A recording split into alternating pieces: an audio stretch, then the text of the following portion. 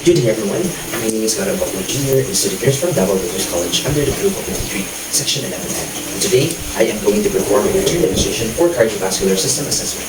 So, the cardiovascular system is a system of your body that supplies oxygen and nutrients which are needed to our daily activities. So, doing a cardiovascular system assessment will help us identify factors that could affect our cardiovascular health, such as high blood cholesterol, hypertension, diabetes, and some other stuff that's both common and uncommon. So, prior to performing the procedure, review the client's medical record and check the doctor's order for to perform the assessment. Second, to determine the scope of assessment needed, prepare the necessary equipment, and also I already perform hand hygiene and apply gloves as needed, and observe other appropriate infection prevention procedures. So for this assessment, we'll be needing a rectangular card and also a aerobic to measure and a jugular venous to measure a jugular venous pressure. Next is our pen light, is a conventionalized source, advanced lead or stethoscope to oscillate our heart sound. Prior to conducting this assessment, rest assured that I already performed the hand washing and cleaning and sanitized myself before meeting the client to prevent cross-contamination. So, in a trajectory piece, now we are going to read the client politely and the client companion if we wrongly introduce ourselves in front of the client and to verify the client's identity. Also, ask the client who would like to be called during the assessment to establish rapport with the client. So, also we are going to explain to the client the procedure and how she or he can participate during the assessment, provide the client's opportunity to clarify, ask, or raise any concern, and to ensure the client's comfort, privacy, and confidentiality, treat the client's body as needed throughout the assessment. Also, inquire if the client has any existing history of cardiovascular problems, as well as lifestyle habits that are risk factors for cardiac problem. So, good evening, ma'am. My name is CARDIOVASCULAR Jr. and today I will be your student. So, can you please state your name? Oh, my name is Joanna Marie. So, your age? 18. And your birthday? Okay, I'm going to write that down. So, now, I want you to know if what is your complication of your heart. Do you have any relative that has a problem of a heart problem? Like heart attack or anything else? So, do you feel any, every time you can palpitate or something like that? Or you have a problem in your breathing problem? How about headache, some common symptoms? Okay, now, so, okay ma'am, so all the information that will be gathered during this assessment will remain confidential between me, your assigners, and your attending physician. And ma'am, you will be the client, and rest assured that you should need to worry. So do you have any questions, ma'am, before we conduct the assessment? So I already closed the curtains, and during the assessment, I want to know if the client's comfortable. Ma'am, are you comfortable with all your positions? Okay. If you have any clarifications, please raise any concerns. Okay. Now I am starting with the jugular veins and assessment of the neck vessels. With the assessment of the jugular veins, inspection of these vessels can provide information about the blood volume and pressure in the right side of the vein of the heart. Now, stand at the right side of the client and position the client's spine with the head of the bed elevated about between 30 and 45 degrees, making sure that the head and torso are on the same plane. Then instruct the client to turn the head slightly to the left and show tangential line source on the neck so far as to now notch an area around the clavicles to observe the pulsations and shadows. Okay. I will elevate the neck. Please allow me slightly to the side.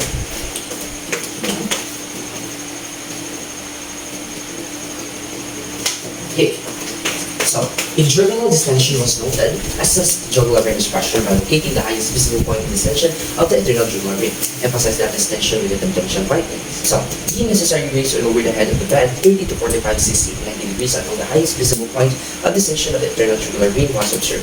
Note that the jugular vein should not be distended, bulging, or protruding at 45 degrees or greater. And so, it may indicate the right side in our career. So, okay, now, check your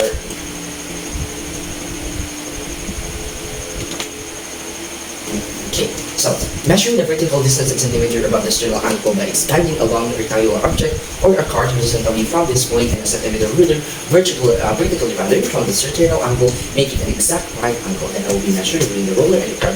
Repeat. I will repeat it into the other side.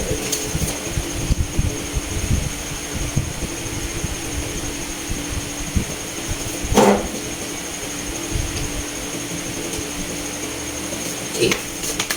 So, with the head of the bed still lightly, I will be assessing the carotid arteries. The bed slightly elevated at the V side.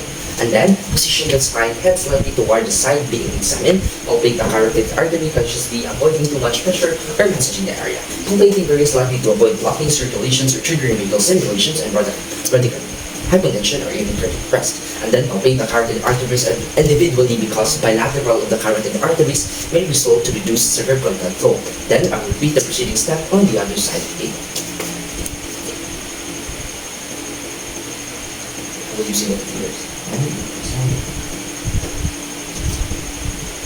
Okay, to feel the amplitude of stroke and porphyrials, turn the client's head slightly away from the side being examined.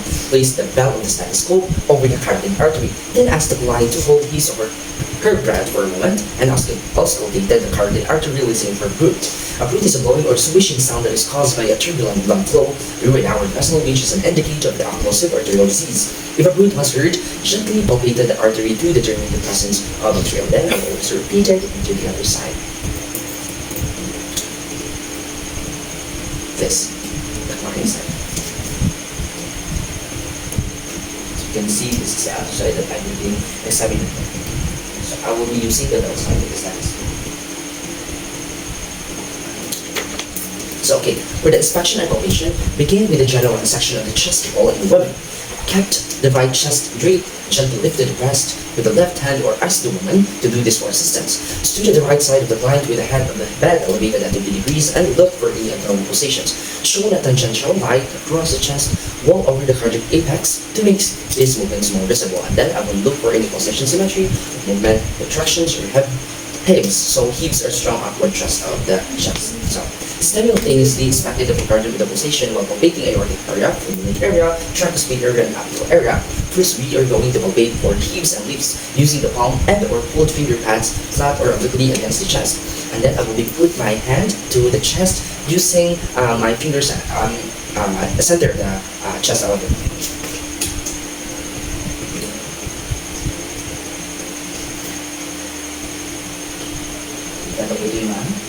Okay, now next press the ball of the hand firmly against the chest wall and feel for any thrills. So, thrills is a bouncing or vibratory sensation felt on the skin caused by amplifying turbulent flow, which indicates murmur because an incompetent herpes. So I will press the chest, the lower chest of the patient, and then in the center, and then upper of it.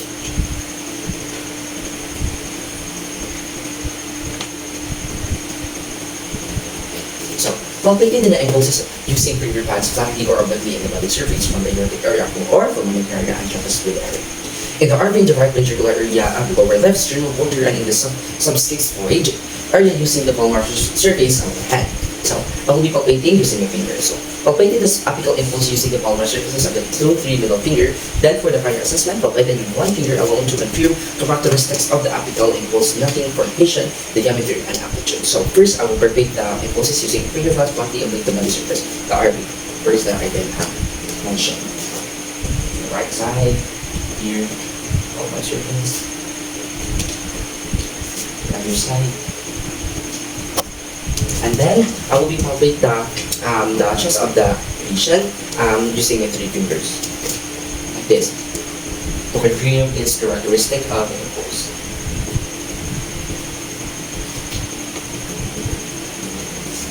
Okay. If unable to palpate the apical impulse with the patient's spleen, reposition the patient's dural partly onto the left side, lateral side, palpated again using the palmar surface of mouthpiece. And also the several fingers. If still unable to palpate, ask the patient to exhale fully and stop breathing for a few seconds and palpate again while patient maintains to be partly facing his left side. So I'm gonna ask the patient to inhale and extend and hold. Okay? Inhale, exhale, okay, then hold. And then I will be inspected and palpated of the epigastric area at the base of the sternum or abdominal aortic pulsation. So this time I will be palpating more abdomen area.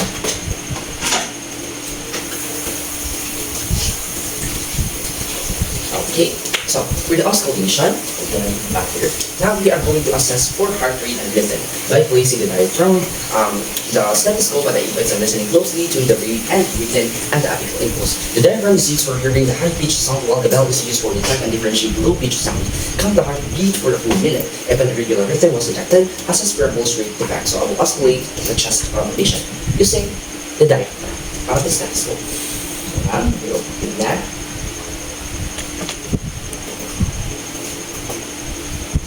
Maybe we need to find the apex part. Okay, so now, again, I will be using the diaphragm of the stethoscope first, then the bell. Oscillate the heart in all four anatomic sites, which are the aortic, pulmonic, tricuspid, and apical area for the heart sounds. Extra heart sounds and murmurs, and then ask the client to breathe regularly while oscillating. So first, I am going to listen focus the aortic area, which is located at the right sternal border in the second intercostal space. Then I will place the bell of the stethoscope in the center of her breast, and then after that in the side right. In the right side, center, and then the right side.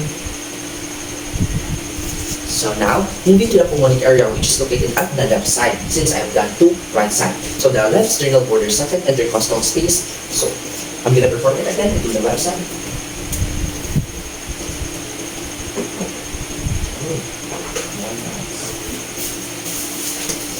Okay, now for the tricuspid, which is found at the left sternal border, fourth intercostal space, and for the apical area, which is located at the fifth intercostal space, mid-clavicular. So, repeat the steps while the patient is in the left lateral position. Then, in the second position, you lean forward and briefly stop breathing after exhalation. So, now, roll on the left side. And then, I will be asking you to inhale and exhale, then hold while the stethoscope is in your chest part, downward of your breast. Now, inhale, exhale, inhale, exhale. So, ma'am, please, and then slightly lean forward, ma'am, and then I do so now. I will for another swing. Okay, inhale, exhale. So we are examining your upper extremities. Inhale, exhale. Okay. So now, please back to the supine position. Next, we are going to assess each arm for size, symmetry, skin color, and temperature for fingertips and shoulder. Noted for any process of edema, lesions, changes in skin texture, and hair distribution. Now, I will be inspecting the peripheral veins in the arms in the presence and full appearance of superficial veins when limbs are dependent and when limbs are elevated. So now, I'm gonna check the both arms of the patient. Now, like this.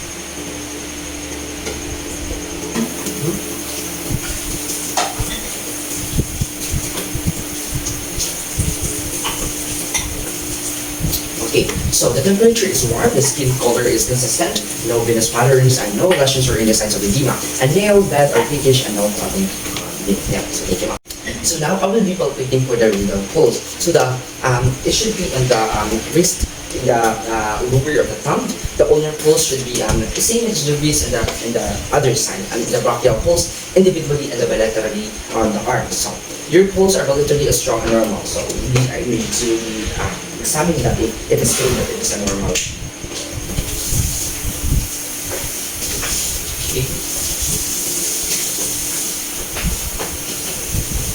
So, and now assessing your capillary, we feel to check for the blood flow through peripheral tissue. So I need to check the capillary like this. The other side. So the capillary is good. Excuse me. Now, I will be performing the Allen test, which is that to test the potency of the ulnar and radial artery. Then I will be asking the client to open and close the hand as long as quickly as they can, and then squeeze. Squeeze on the first, the left side. Very good, and the right side.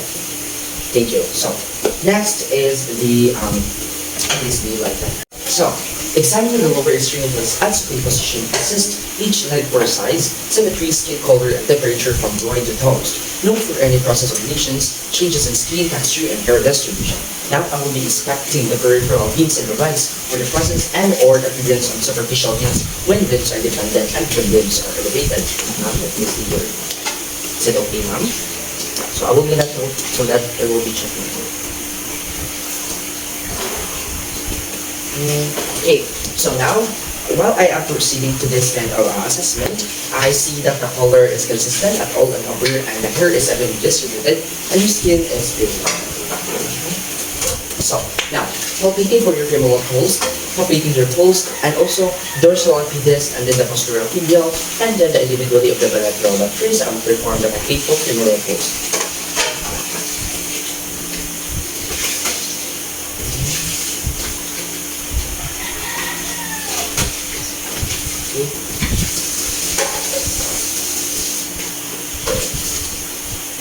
Should be on the legs.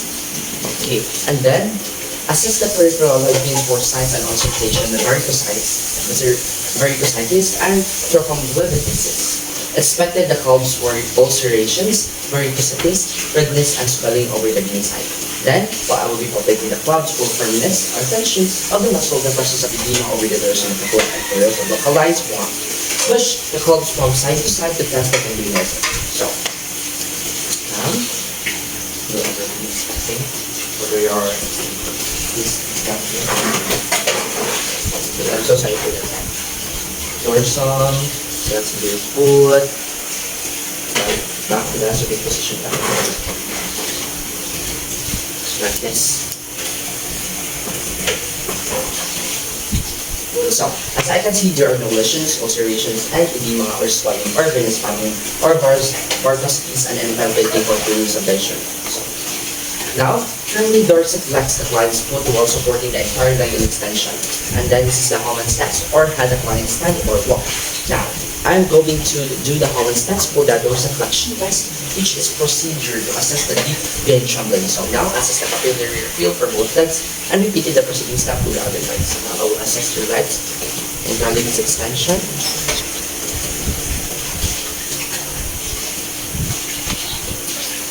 So now, after I assessed the capillary,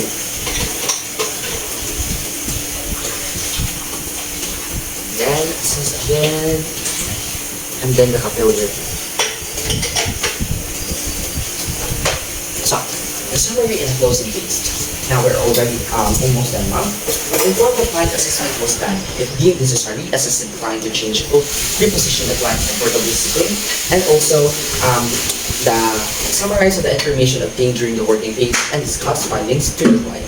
Then discuss the client possible plans to resolve or health concern if the present assess for the client understanding of the client and the need of the further teaching, provided the client the opportunity to clarify as for raise any concern. Thank the client for his cooperation or her cooperation, and review the assessment politely done after care performed hand hygiene consent. Now, documented finding in the client record using printed or electronic forms or checking lists supplemented by narrative notes when provided. So, ikat balik ko dito sa video on. So the summary and the closing phase of that, as you can see, we're almost done. So I will be informing my client assessment was done. If deemed necessary, assess the client to change clothes, reposition the client comfortably sitting in chair. But first, I will be asking the client if the client would like to change clothes. Ma'am, would like to change your clothes? Ma'am, please back to your proper position where you're comfortable at, elevated, and then elevated. That. So, for the information, I will be summarize all the information obtained during the working phase and discuss findings of the client. Then discuss the client possible plans to resolve health concerns. If present, assess for the client understanding the plan and need for further teaching, provided the client the opportunity to clarify or ask if there is any concern. Then, lastly, thank the client for his cooperation or her cooperation and intended assessment politely. Done after care, perform hand hygiene. Then, document the findings in the client record using printed or electronic forms or checklist supplemented by the narrative notes when appropriate. So, hello ma'am. So, maybe I will check here. So, we are done now. So, with the assessment of your cardiovascular system, and just to sum up everything that we're concerned. So, upon your auscultation of your neck, I've been putting here that no swashing, no blowing sounds. And also, the pulses are equally strong, which means it is normal. And I've been documented here that there are no trills. And I've been noted here that your jugular venous pressure is at 6 centimeters. And upon assessment of your chest lung, the whole of your heart, so the chest movement is symmetrical. No retractions and no creaks or trills. And next, your pulsation or vibration are palpated in the areas of the apex. And then your left sternum border or base of the heart, I've been recording here that it is you have a 75 beats per minute with regular rhythm. So upon the assessment of your upper and lower extremities, your arms and bilaterally symmetric with minimal variation in size, shape, the edema there is no prominent venous artery. So the skin is warm, the porous man, the capillary refill is good, and radial pulse and ulnar pulse here, your brachial pulse are bilaterally strong and irregularly damp. That is a very normal map. So, and upon performing the Stalin test, I've been this is really good. And upon examining your legs, ma'am, your hair is evenly distributed, and the skin is warm, and no signs of edema. And that's good to hear for you, ma'am. So, and also there's no lesions. So, swelling, the atrophy, your polyteal pulse, and your dorsal, ma'am, and your posterior also, it is normal. It is quite strong. And lastly, I just suggest that maybe you should maintain your healthy lifestyle and minimizing your overloaded work if there are time. Of course, you need to give some time to make your health in a good condition. So that's it, ma'am. I don't see anything problem with my documentation. So thank you for the assessment. So again, I am Cardiovascular Jr., a student nurse from Double Doctors College.